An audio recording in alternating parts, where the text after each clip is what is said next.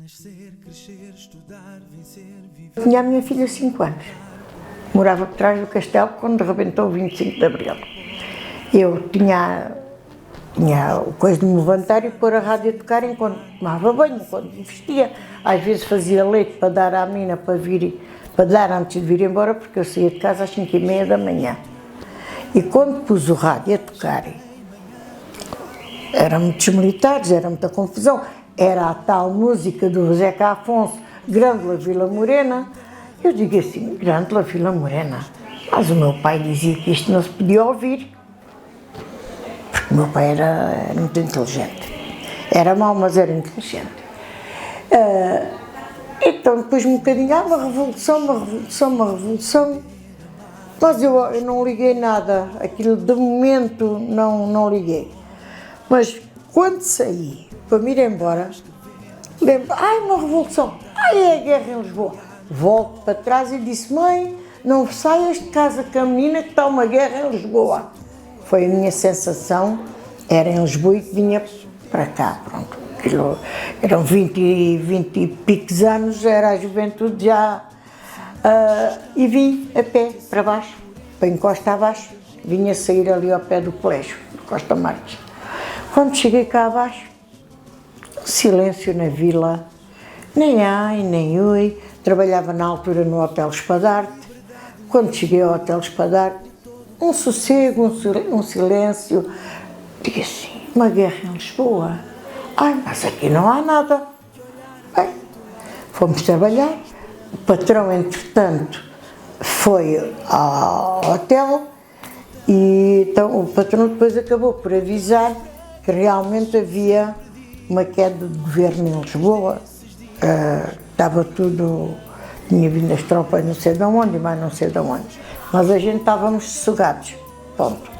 E realmente, quando depois à tarde eu saí, eram 3h30 da tarde, a nossa vila calma, serena, a Câmara tinha lá gente à varanda, mas a mim não me dizia nada ver aquelas pessoas à varanda.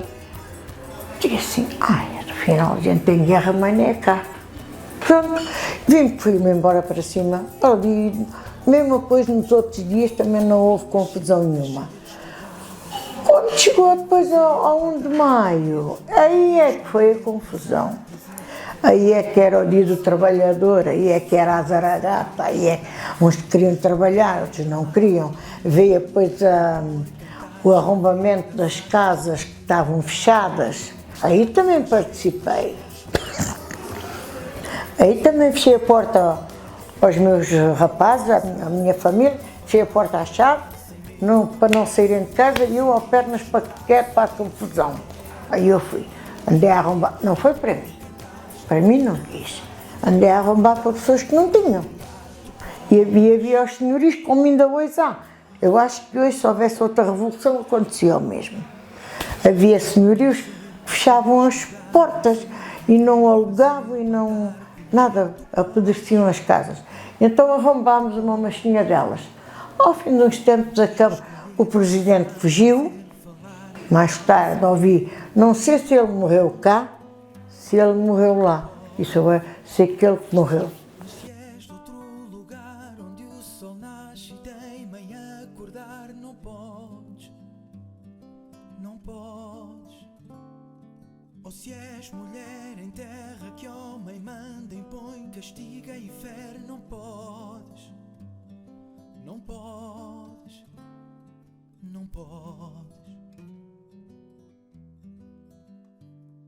Sonhar, sentir, chorar, sorrir, poder amar e o exprimir, tu podes. Compor, cantar, escrever, dançar, esculpir, pintar, erguer, criar, tu podes. Se a tua pele é de outra cor e ainda se acham teu senhor, não podes. Se nasces tão diferente assim por entre certa gente, enfim, não podes. Nesse dia a gente andou para as ruas só. A manifestação, o brincar, o pular, o gritar. Porque eu quando cheguei a Sesimbra era uma terra muito pacata, terra de pescadores, pacata. Mas entretanto, no meio da gente morava Hóspedes, que a gente não sabia quem era. E então não se podia falar, porque a gente não sabia ao pé de quem é que estava a falar. Não se podia manifestar, porque a gente não sabia o que se passava. Então Sesimbra era, ou seja, o povo era um povo pacato. Era mar e casa, de dia e de noite. O pessoal ia para a doca, só vier a falar em peixe. Nem estás bem, nem estás mal, nem ganhas muito, nem ganhas pouco. Porque o medo andava sempre à volta dos pescadores. Os pescadores são, como a gente lhes chama, são leões de mar. Mas de terra são gatinhos caseiros. E medo. Tinham medo. Fui criada, como eu digo, com um pai mau. Meu pai era mau, não prestava. E 50 anos depois de morto continua a ser mau. Só que era uma pessoa muito inteligente. Meu pai tinha alugado uma fazenda e nós cultivávamos tudo dentro da fazenda. E o meu pai ia para a vadiagem. Mas quando saía dizia à minha mãe: venha quem vier aqui, tu só procuras se tem fome. Se ele disser que tem, ou elas disserem que têm fome, dás um bocado de pão e um bocado de chouriço. Ou uma fruta, o que estejas aí, dás. Não respondas a nada que te procure. E depois o meu pai também, quando ia à casa de noite, a gente via ele estar a tapar as janelas com mantas alentejanas, que eram umas castanhas de lá. Então tapava as janelas. E eu dizia assim à minha mãe: oh mãe, o pai vai matar a gente. Dizia à minha mãe assim: não, ele está a tapar as janelas porque a mãe é para o teu pai ouvir a telefonia. Eu tinha 8 anos, dos 8 aos 16 vivi ali neste regimezinho.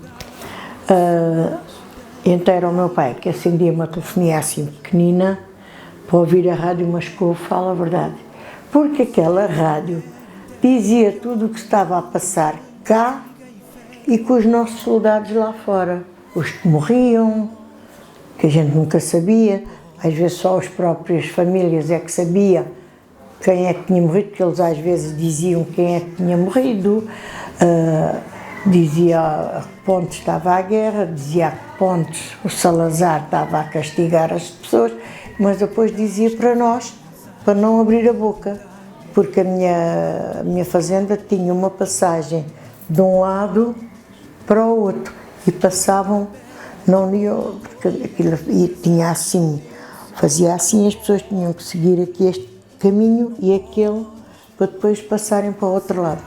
Mas como havia um caminho de casa, que era nosso, para a gente ir à fonte e para a gente ir à vizinha, então eles por vezes não faziam pelas extremas, pela a parte que competia, faziam pelo aquele carreiro, como se dizia antigamente.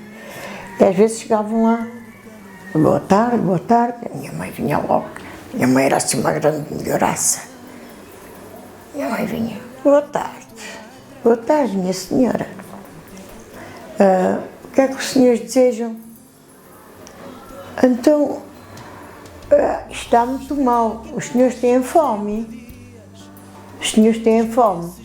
Alguma? Então é só um bocadinho. Minha mãe ia buscar um bocado de pão caseiro e um bocado, assim, a metade de um chouriço grande. Os chouriços de alentejanos são assim umas rodelas grandes. A minha mãe um bocado de pão. Toma, está aqui que é para você comerem. Ah, mas isto não pode ser a gente a dar. Já tem o pão e o chouriço, siga o seu caminho. E a minha mãe ficava assim: já tem o pãozinho e o chouriço, o panito, já tem o panito e o chouriço, siga o seu caminho. Ele já não havia mais resposta e eles não tinham mais diálogo, não havia resposta. Um dia aparece lá um homem, todo desempenado, mas assim, meio esfarrapado, meio pobre. E o meu pai era caçador e o meu irmão também. E então, à frente da casa estava um grande monte de cartuchos de ir ao coelho, de caçar, que é aqueles cartuchos assim. O homem chegou: boa tarde. E a minha mãe veio, boa tarde. Diga-se, faz favor, o que é que o senhor deseja? A gente vinha aqui a passar, queríamos saber se os senhores vivem bem ou não. Ai, olha, o meu marido vive muito bem, até é caçador e dá tiros de noite a quem passa aqui. Eu tinha aí os meus 10 anos, e quando ouvi a minha mãe falar assim, eu fiquei toda, digo assim, ai, agora o que é que eles fazem à minha mãe? Mas não abri a boca. E diz ele assim, o seu marido é caçador, tenho um marido e 2 filhos, cada um com a sua espingarda. E quando há gente estranha ou coisas estranhas de noite, eles atiram para os vultos que vêm e não querem saber. O senhor tem fome, quer pão? Não, minha senhora, muito obrigada. Olha, se o senhor tiver uma frutazinha, a gente aceita. Na época que houvesse era o que a quinta tinha tudo. Então, eram maçãs, ou peras, ou uvas, ou o que houvesse, a minha mãe ia ali, arranjava e dava. Pronto, podem seguir. Mas depois deles abalarem, dizia a minha mãe assim, filhos da puta, já me vinham enganar. Porque eu já tinha tido um primo que morava numa fazenda mais acima, que uma noite era 2 e tal da manhã, apareceram, levaram ele, levaram o pai e o irmão, todos. No outro dia aquilo foi um alarido, porque é que levaram, e porque é que levaram, e porque é que levaram, e porque é que foi o primo, uma gente pacata, porque eles eram pacatos, passava a gente. Aquilo desapareceram. Ali tivemos ali uns meses que não se soube nada. Ao fim de uns meses apareceu o pai e o irmão, mas ele já não apareceu. Resumindo e concluindo, ele tinha um armamento enterrado debaixo da vinha. Faltava 2 dias para levar aquele armamento à cadeia do Montijo, para soltar os presos todos. E foi apanhado. Como, não sei. Mas que o apanharam. Foi até hoje, nunca mais soube nada dele. Hoje podes porque alguém mudou a história, deixando esta memória. E então ali ainda ficou o pânico maior e o medo maior. E então a gente estava sempre, por isso é que eu, sustos com isso não, porque tive lição desde pequena. E os meus irmãos era a mesma coisa, tinham lição já de pequenos para não responder, nem que tinham fome, nem que ganhavam pouco dinheiro, nem que trabalhassem muito. Nunca se respondia a essas perguntas. Nunca se dizia que estava mal. Era a lição que o pai dava quando saía de casa. E a gente ia trabalhar, já sabia. Se chegasse alguém na aldeia, porque aquilo depois a gente trabalhava para o avô deste Espírito Santo que anda aí metido nas confusões. O avô dele era os donos da comporta. E toda a gente trabalhava para ele. Toda a gente do Conselho de Grande. Quem quisesse trabalhar para o Espírito Santo, trabalhava-se para o Espírito Santo. Quem tivesse terrenos, como o meu pai tinha, que era essa quinta, pagava a renda ao Espírito Santo, com bens em arroz, em feijão, tudo em milho, tudo o que se cultivava pagava-se em bens. O que havia, que eles depois terminavam, tanto os alqueires de arroz, tanto os alqueires de feijão, tanto os alqueires de milho, já não queria nem batata, tinha que ser frutos secos, que era para depois mandarem para as nossas colónias. Olha, o que é que mudou? Bem, pior não estou. Podemos falar? Podemos. Às vezes dizemos muita barbaridade, mas por aí, mas fala-se e não se tem medo. Porque havia pessoas inteligentes que diziam verdades, mas não se podiam dizer. Hoje diz-se as barbaridades, diz o que se pensa e às vezes aquilo que não se pensa. Portanto, aí houve uma mudança e houve talvez o que as pessoas mais gostam, mais querem, a coisa da liberdade. Somos filhos, temos a liberdade de brincar, de comer, de beber, de passear, trabalhar. Quem quer não quer, não trabalha. Isso é que eu acho errado, mas pronto, sou eu. Porque o que eu acho é, a gente diz o Salazar não gostava, ele não gostava, certo? Mas eu então costumo dizer, só do tempo, se queria comer, tinha que trabalhar. Porque não tínhamos segurança social, não tínhamos quem desse um pão, quanto mais um ordenado.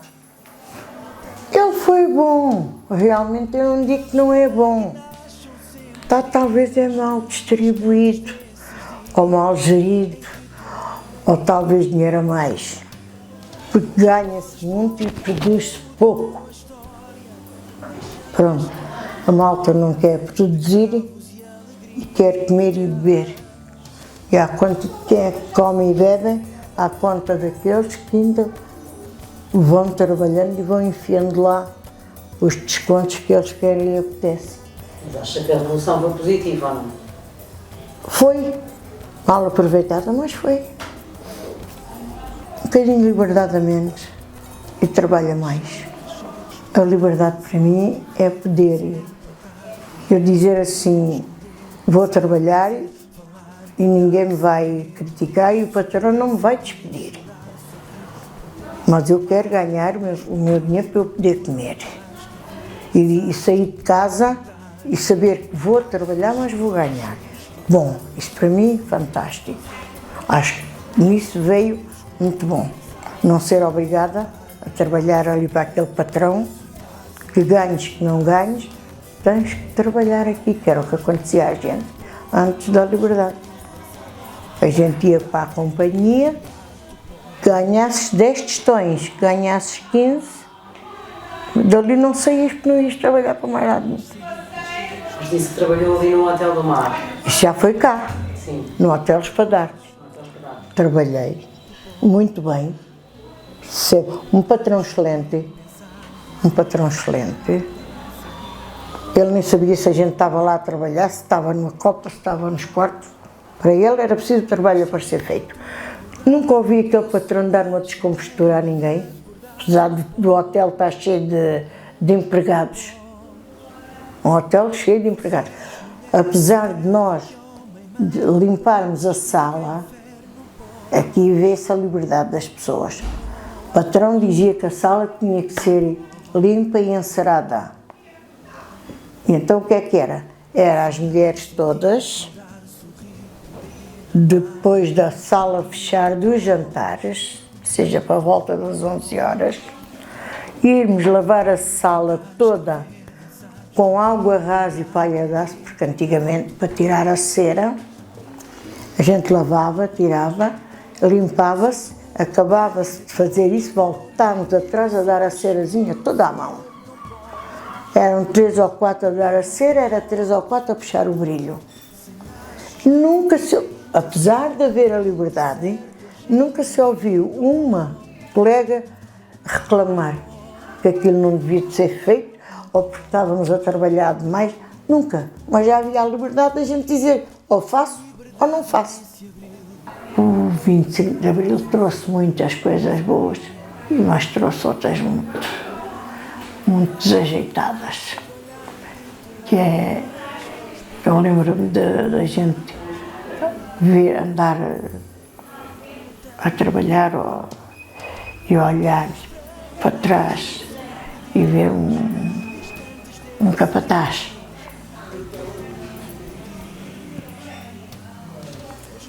Portanto, às vezes é assim. Posso ir lá fora. Lá era fazer xixi. Só fazia uma vez, 2 vezes por dia. Ao meio-dia e à tarde. Não havia mais ordem. Eu lá olhava. Podes, não demores. Jesus, Nossa Senhora. A partir daí as pessoas continuaram a trabalhar lá, na mesma, mas pronto, já com outras regalias. Já andavam de botas, já andavam de luvas. Lá está, veio bom por essas coisas. Por isso é que eu digo, As pessoas dizem assim, eu não me quero lembrar do passado. Eu não digo, eu quero lembrar sempre do passado. Porque se eu me lembrar do passado, aí eu sei o que é que hoje tenho. Porque hoje, apesar de tudo, estou muito melhor que o passado. Apesar de ter vindo para Sesimbra com 16 anos, e depois até ao 25 de Abril, a gente andou também ainda num regime ali uns aninhos. Que o 25 de Abril arrebentou quando eu tinha os meus 20 e tantos. A gente mesmo em Sesimbra, lá está. Tínhamos que andar calados, com um olho atrás e outro à frente. Eu hoje digo, então, se fosse a mesma coisa, se calhar o que era hoje da Vila também era muito pior que aquilo que está.